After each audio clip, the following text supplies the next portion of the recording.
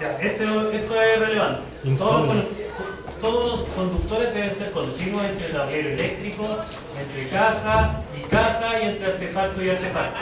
¿Qué quiere decir eso? Que, bueno, no puede haber conductores a medio. O sea, un cable cortado, Directo, no se puede. no. Se le cayó la caja. Sí, eso... Si hay un... lo mismo en el rígido. Si hay un corte y hay que hacer una unión, tiene que haber una caja. ¿Ya? Nunca esta unión es trucha dentro de una canalización. ¿Ya? Eso tiene razón, lo vimos en el ritmo de la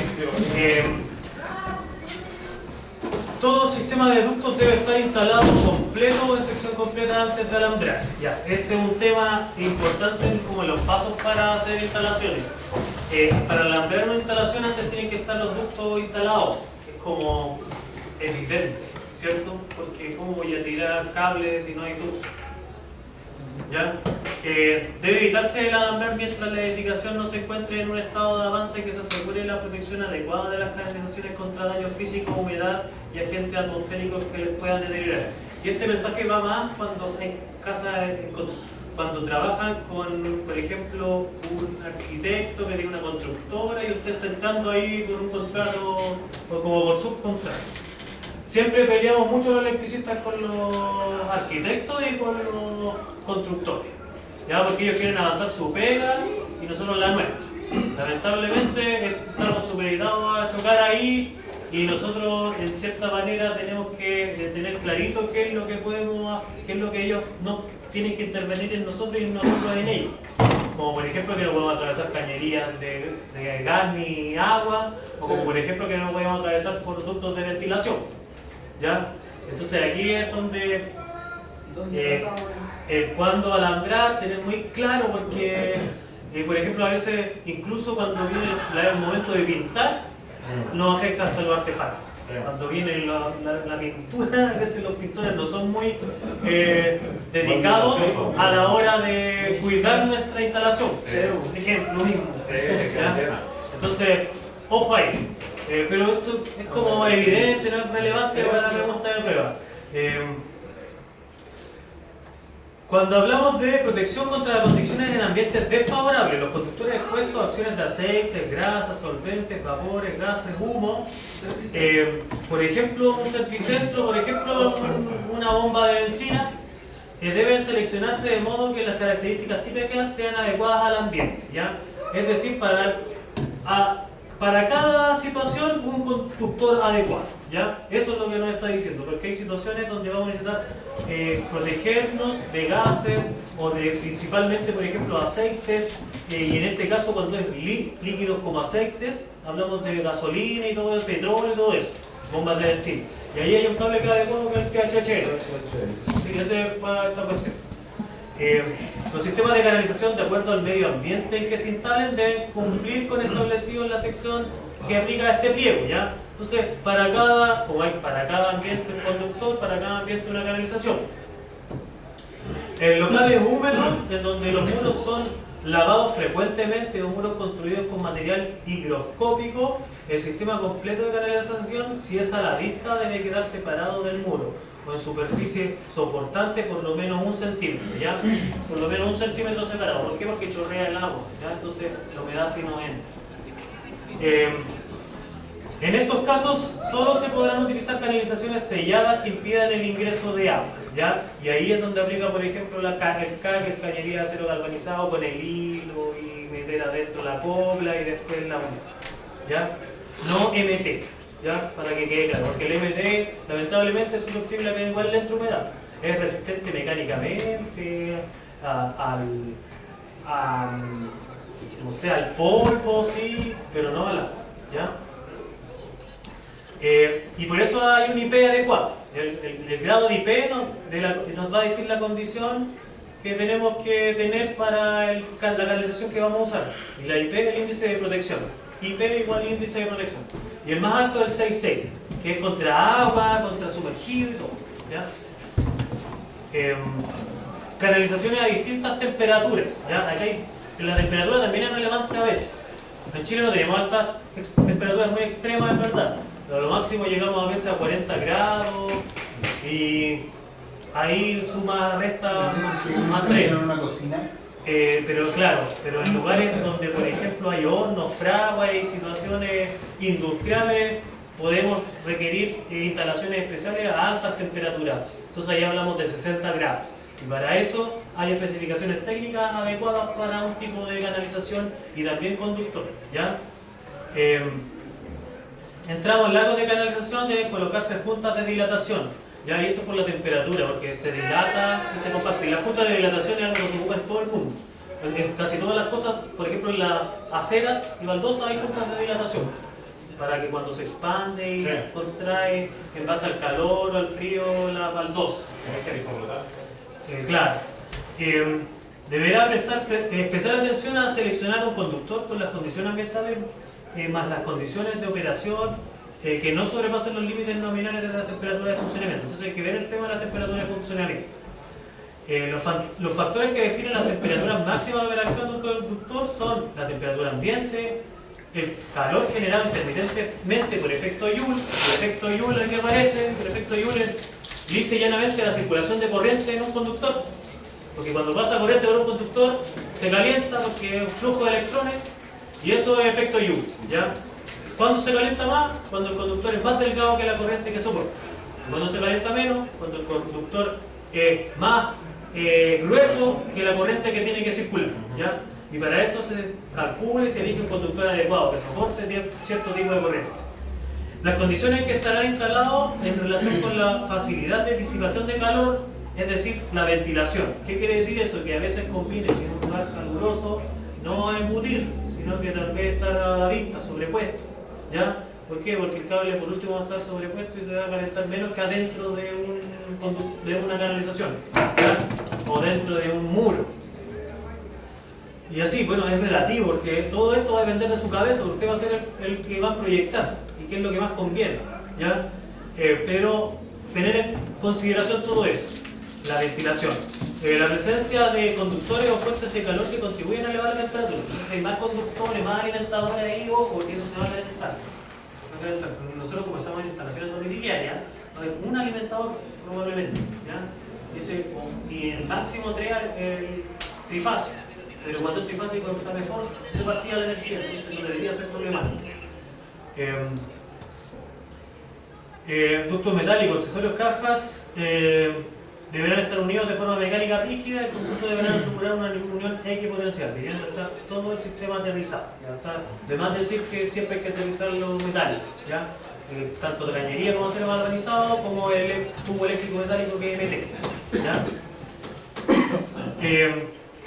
Se recomienda evitar la mezcla de canalizaciones ducto metálico con ducto no metálico. Entonces, recordemos que se puede, y en el caso se ocupa la caja metálica como estándar porque es de arriba de lo más alto para arriba, como mínimo metálico, que es lo que más conviene para arriba. Es lo mismo que cuando lo enchufe, agrego a iluminación, me baso en 2,5 milímetros cuadrados de conductor y no 1,5 como sería para iluminación, ¿ya? ¿Por qué? Porque agrego un enchufe. Ese es nuestro estándar. Se eleva, ¿ya? Y aquí la caja, lo metálico es un estándar mayor que a lo no metálico, ¿ya? ¿Por qué? Porque lo no metálico sabemos que se puede quemar fácilmente y producir gases tóxicos y todo eso, ¿ya? En ambientes corrosivos con humedad permanente o bajo tierra, subterráneos, los ductos metálicos que se utilicen para el transporte y protección de conductores deben estar protegidos adecuadamente según las condiciones que se instalarán. Eso evidentemente, y por eso la norma nos dice cómo hacer la canalización subterránea. No se deben instalar canalización no metálica en lugares expuestos a daños físicos o a la luz solar, ¿ya? ¿Cuándo se puede usar? Porque nos dice excepto cuando estén certificadas. Entonces ahí es cuando, si elegimos no metálico, es decir PVC, ese PVC tiene que ser contra o resistente a los rayos UV, ¿ya? Y cuando son resistentes a rayos UV, yo no sé si son blancos esos tipos de PVC ahora, no sé si se venden y son blancos, porque quizás ahora ya son de nuevo naranja, ¿ya? Pero tiene que estar certificado para recibir la luz del sol, ¿ya? Si no, si es un PVC tradicional, no está pensado para estar expuesto a la luz solar, ¿ya? Por lo tanto, puede estar a la vista. ¿Bajo alero? Sí. Bajo alero hay un resquicio legal ahí. O sea, nosotros estaríamos exigiendo normas colocando el conduit que hay en los empalmes. No, porque ahí está bajo alero. Aquí Bajo alero está en un nicho. Y muchas veces no están en inicio, están solos. Tendría que ser libre de lógica. Pero tiene que ser libre de halógeno. O sea, Es que yo no sé si el naranjo es libre de halógeno. es que por ejemplo, a ver, nosotros cuando hacemos instalaciones, o muchas veces cuando realizamos instalaciones, están muchas con fondo y cuesta la UV. Ahora, eso es fuera de la instalación, es aguas arriba del medidor. Eso, Sí. esa pregunta habría que hacérsela a Chinquinta. Pero el SEC nos dice que las instalaciones de interior, las instalaciones domiciliarias o instalaciones aguas abajo del medidor, Sí, pues. tiene que ser libre de halógeno. O sea, te dice Y ahí no que se mete discusión. al pasar por techumbre debería ser UV. No, bajo alero por techumbre no, pero cuando está expuesto sí. Cuando está, por ejemplo, y no hay alero, cuando está, Sí, no, sí, claro. cuando hay un poste nomás, sí, ahí debería ser soportar V. Y tiene razón porque la mayoría de las veces no tienen. tiene, yo he visto siempre PVC, pero no me ha De tocado así. hecho, el PVC puesto al UV tiende a ponerse un poco más claro y se quebrajea. Sí, por eso es lo que hacemos nosotros de ocupar MT. Si MT es lo mejor en el exterior. Y no se complica con el PVC, ocupen MT. Aparte que es más fácil de trabajar. Y es súper fácil de trabajar, que es dato de invierno.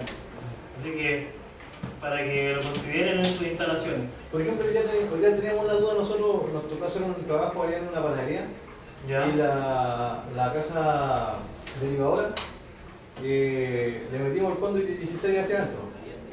O sea, necesito con la punta cónica la cavidad que caiga la. Sí. En este caso la norma no dice nada, que nosotros tenemos que proteger ese. La salida. O se tiene que tiene que tomarse el artefacto adecuado, porque la caja es la caja plástica. que tiene esa goma, Sí, pero no es la que no trae goma. ya es la caja sin goma, La caja sin goma, lisa. La lisa. Y uno le hace el hoyo con la punta cónica Sí, y le pone y que. le hace la cavidad, ¿cierto? Yo, por ejemplo, ¿Pero qué salía ahí? y la caja le hice el hoyo con la punta cónica y le dice, a ver, apretadita la 16. Tubo 16. Tú dices, No, pues, que salía de tubo. en este caso, Ahí va salida de tubo 16. en ese caso, claro, Tiene que salir de tubo.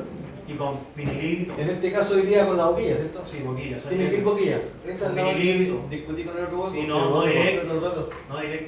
Casi Porque. estaba bien yo. Sí, pues es con salida de tubo. Pues, O sea, se ocupa el artefacto que es adecuado para esa Sí, caja, porque- para esa caja de porque plástico. yo le decía, no le podía hacer eso hoyo si no ponerle una goma. Yo tenía goma en la maleta. Sí. Entonces le dije, ponle la goma. ¿Eso es la goma? No, me dijo, bueno, si esta va, siempre lo he hecho así, yo así. Y me dijo, No salía de tubo ahí.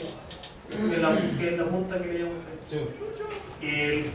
En cada caja de grabación de enchufe de interruptor deben dejarse los chicotes de 15 centímetros que hablábamos hace rato. Siempre el chicote de 15, chiquillos, esta siempre vuelta de rueda, esta sí. Chicote de 15 centímetros. Oiga, pero y en una caja embutida así como esa. Ajá, embutida, sobrepuesta la caja que sea. Y 15 no- centímetros no, igual. No le da con ese chicote de 15 en un triple así como ese, no le dan los. Como mínimo Hoy 15. día no le dan los 25. Ah, 25 de espacio. Sí, bo. En uno de Queda más apretado que. sí, puede ser que quede muy justito, ¿no? Pero 15 tampoco es tanto como esto. Sí, bo. Esto es 15. A eso lo trae un chico de. Ese es el chicote Sí, que bo. tiene que tener. El chicote es lo que tú le dejáis para poder hacer las conexiones. Sí, y esto es por pensando a futuro, porque igual después la instalación se va a declarar y van a pasar cosas, y va a ir a checar. Claro. Y por eso son los 15 centímetros. Y esto por eso es pregúntame, porque es muy importante que le dejen el chicotito. ¿Pero le va a preguntar como chicote o No, el chicote es el nombre técnico, Chicote- ocupamos nosotros los electricistas. Sí, Sí, o sea- el chisporroteo también es un nombre técnico. Bueno, ¿no? si no lo sí, entendemos, sí. le podemos preguntar si es la prueba. Entonces va a ir con ese nombre de la prueba. Ah, claro. No, pero anoten ahí como en su apunte el chicote de 15 centímetros y esa va a ser la respuesta Claro, ideal. perfecto. Ahora, si me dice El largo del cable. un largo de 15, se entiende que yo voy a ser flexible y a asumir que se refiere a ese chicote. Profe, la prueba que hace usted es con alternativa o No, es con desarrollo y por eso es con apuntes. Ah, ok. Por eso lo que Ah, se ok. sugiere es con apuntes. Dice chicote. Si no, va a estar solo usted con su memoria, si no, es usted y su apunte. No, sí. No celular, ni nada, y ni tampoco los RIC. La canalización eléctrica deben colocarse retiradas o no menos de 0,15 metros de ductos de calefacción, conductos, ductos de escape de gas, de aire caliente, lo que hablamos. Aquí siempre eso se pelea con el arquitecto. ¿Cuál es el 0,15? 0,15. Claro, 150 centímetros. Es como el eje del... No, 0,5. A ver, veamos 15 centímetros. Esos 150 centímetros se consideran desde el eje de la cañería de agua o de gas en caso de eso. Son 15 centímetros o 150 milímetros. 150 centímetros son 1,5 metros. Son milímetros. Y son milímetros. Son 15 centímetros. No, Tira centímetros. 15 centímetros. Ah, construcción. 15 centímetros. Pero se considera del eje de la cañería de agua o de gas hacia allá. Sí, pues desde lo que toque la cañería, pues no del eje. No, ya, del eje. eso ya. Es una cañería, de la primera parte de la cañería tiene que estar 15 centímetros.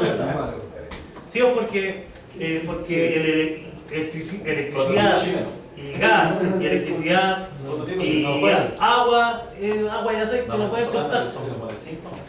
Es inseguro. En las canalizaciones eléctricas no pueden ubicarse en un conducto staff o espacio cerrado común con tubería de gas y combustible, obviamente. No se puede juntar combustible ni gas con electricidad. ¿Ya?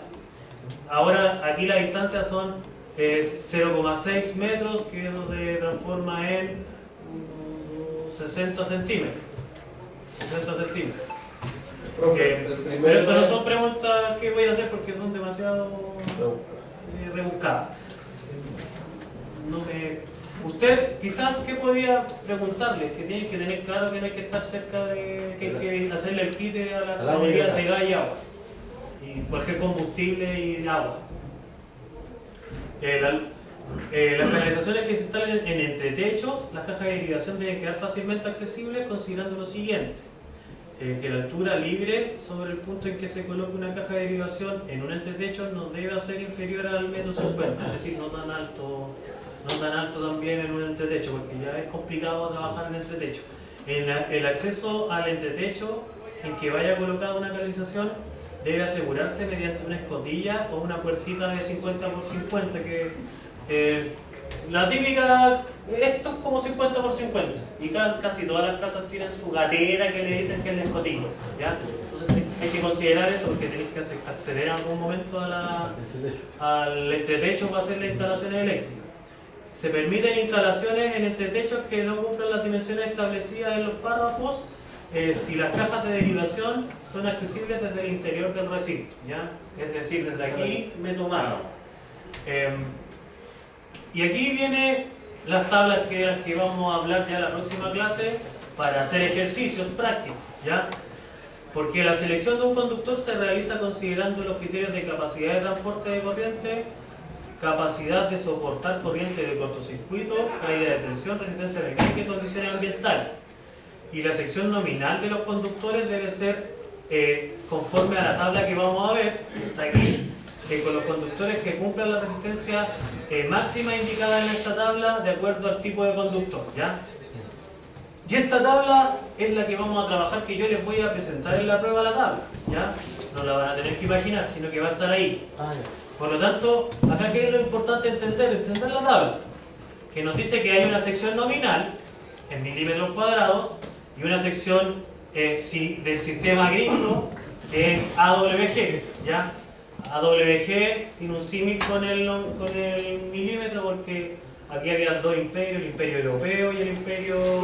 ¿Qué significa AWG? American Weir, que es conductor, medida de hilo americano, significa en español. Pero es la medida de sección gringa, ¿ya? Y la otra, la que conocemos todos, es europea. O sea, lo correcto sería, por ejemplo, si te dicen un preensamblado de 2x16 AWG, ¿sería? No, es que el preensamblado nosotros lo compramos en milímetros cuadrados, porque imagino que es porque lo tomó el mercado europeo, porque sea, nosotros lo compramos en milímetros cuadrados. Estaríamos hablando de qué tipo de cable. De cable europeo, de norma europea. XLP. Cuando hablamos de, claro, cuando hablamos de gringo, THHN, THWN, creo que NIA también. O sea, el HIOF, ese no entraría. Profe, en estricto rigor entonces usaríamos 14 WG. En estricto rigor, usted puede usar como mínimo Porque 1,5 milímetros por eso, o 14 AWG. Por eso, entonces para luminaria es 14 WG. Si va a comprar cable gringo, Porque porque depende de usted si compra cable gringo o compra cable europeo. Si el cable que te compraron es de ese tipo, entonces tú vas a ¿Y si el chino? equivalente a las medidas. Sí, El por chino eso. trabaja con milímetros, si no me equivoco. Sí. El chino sabe cuál es la Son norma los europea. viejos no que... Si los griegos crearon su propio, porque ellos son un imperio, los imperios tratan de imponerse, ellos no tienen, tienen yardas, tienen nudos, tienen ¿Y por qué prohibieron pies, el NIA? tienen pulgadas. Oye, ¿por qué prohibieron el NIA? No, el NIA se dejó de lado porque es alambre y que tiene poca eficiencia eléctrica, se corta fácilmente. Pero no es que sea prohibido, de hecho todavía se vende como... O sea, todo lo que es alambre no se podría ocupar dentro de la instalación. No, sí se puede ocupar y existe todavía, Sí. pero no... Esta norma Es que, ¿sabes por qué te paso la pregunta? Porque no la trabaja. yo tengo unos colegas que se certificaron en Viña en marzo de este año y la SEC, cuando llegó a certificarlo, le pasó otra vez NIA para que ellos consiguieran y varios salieron rechazados. Sí, porque era NIA, Sí, pues. pero es que para el caso no sirvió, pero no hay aquí alambre. Miren, vamos a verla. Estos son los tipos de cable que nos permite el mercado, que nos permite la norma, ¿ya? Pero para pasar a eso tenemos que entender estas tablas, ¿ya? Porque primero hay que entender que con 1,5 yo tengo una resistencia eléctrica máxima de corriente continua a 20 grados. Tengo a la vez conductores concéntricos comprimidos o compactados, conductores flexibles y conductores sólidos, ¿ya? Esta tablita en el mundo real no la uso. ¿Pero qué uso? La referencia de milímetros y AWG, ¿ya? Si yo sigo a la siguiente tabla, me avanza a lo que viene después de AWG, son KC1000, ¿ya? Y estos son cuando son medidas extremadamente grandes, de 127 milímetros cuadrados. Se ocupa menos porque estamos en domiciliario. Y ahí llegamos a la tabla famosa de los conductores que vamos a trabajar. Y aquí, si yo les pregunto, ¿qué les voy a preguntar? Les voy a preguntar El más común en la prueba los más comunes, que el son H2. probablemente el H07B, Sí, y el 7ZE1R. sea 1, R o K, porque eso depende nomás de la marca, del estilo, de la situación. ¿Para qué esto? Apto para ser instalado en ductos, en molduras o bandejas livianas, en ambientes secos, en circuitos de baja tensión, en instalaciones fijas. Después nos saltamos al H07Z1, que este es el apto para usar en lugares de reunión de personas, pero tiene una condición, que no puede ser utilizado como alimentador ni subalimentador, ¿ya? Por lo tanto, este no me sirve para llegar al tablero y no me sirve entonces de subalimentador para alimentar los Pero circuitos. ese sí sirve para distribuir. Me sirve para distribuir.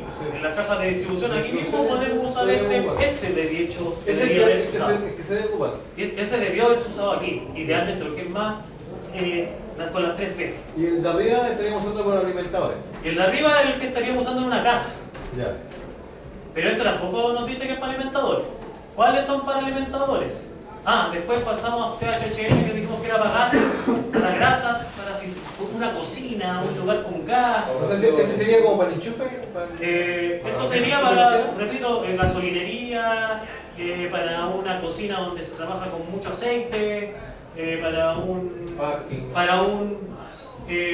taller mecánico, donde se trabaja con... Pero hoy día la SEC, el tablero nos pide que nosotros Separemos los circuitos y dejemos de cocina aparte con 16 amperes, ¿cierto? Sí. Entonces, en ese caso, ocuparíamos este tipo de cable.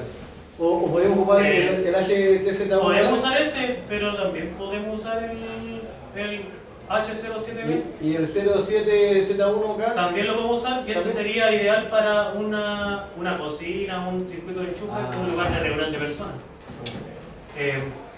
Después de los THW, de los THN vienen los THWN, que es apto para ambiente seco, pero también tema de grasa, de aceite. Y aquí bien aparecen otros tipos, el RBA, que es apto para ser instalado en ductos, en bandeja, en canastilla, al aire libre. Por lo tanto, si yo quisiera tirar cable al aire, podría pensar en el RB. Y este está permitido como alimentador y subalimentador. Y después vienen ya los RBK, y estos también son alimentador y subalimentador, ¿ya? RB y RBK, tanto en ductos, canalizaciones, como al aire. ¿Cuál es su gracia del RB y RBK? Que tiene la chaqueta y después tiene una segunda chaqueta. Y después sale el cobre. O sea, de ese estaríamos hablando como en un tetrapolar, una cosa así. No es tetrapolar, es un conductor de un polo, pero que tiene su primera chaqueta y su segunda chaqueta. Es como el que yo me ponga el chaleco y después me pongo una chaqueta más robusta. ¿Es el que hace como un XLP, una cosa así? ¿Cómo? ¿Como un XLP? Este es el RB, no, el RB y el RBK tienen esa protección, pues, y ahí nos dice los detalles, nos dice que tiene polietileno reticulado, que tiene una cubierta después termoplástica, de cloruro de PVC y así. Ese va a ser nuestro alimentador. Este sería nuestro alimentador. Si tuviéramos que comprar un alimentador, el adecuado, el más básico es este. ¿Y este vendría siendo de goma, profe, o de plástico? Este dice que es cubierta termoplástica de PVC con polietileno reticulado, en doble capa. Es que, ¿por qué le hago todo el mundo? Porque nosotros nos viene una pregunta, que tengo la pregunta de la SEC, yo la tengo acá. ¿Ya? Entonces, hay una pregunta donde habla el tema de los cables de humedad, que son solamente de goma o de PVC. Sí, pues este es de PVC. O sea, este se tiene que usar para los... Es que es el que se ocupa para el aire libre. Entonces, el que nos serviría en el aire libre. Y para el subterráneo. Mira, sí, ahí te dice el material, dice, uno son de nylon, los que son contra aceite y grasa son de nylon, y los de alimentadores al aire libre son de Ahí PVC, está lo que le veo. XLP, PVC, doble chaqueta. O sea, el XLP es para subterráneo. Para alimentador y subalimentador, para el aire libre y ducto, serviría en subterráneo en ducto. Serviría para... En ducto, no así En ducto, directo a la tierra. Pero en ducto. Y el que serviría directo a la tierra sería... Vamos a ir avanzando. Mira, estamos a un minuto, no vamos a revisar todas las... Pero después, el mismo símil para instalaciones de reunión de personas, es decir, con la condición de libre de halógeno, es el RZ1. Entonces, del RB pasamos al RZ para instalaciones con reunión de personas. Entonces, si yo quiero subir el estándar a mi casa, le pongo RZ. ¿Ya? ¿Por qué? Porque es libre de halógeno, si se me quemara, no me voy a morir intoxicado por los gases que libere ese alimentador que manda. ¿Y cuál es el que manda, por ejemplo, en el cuadro de carga, cuál es el que manda el código RZ1K o el XLP? ¿Podría ser igual? ¿Y poner el diámetro? No, pues el que manda es la letra de identificación. Esta es la que manda. Sí o sí tiene que ir. Lo otro es el material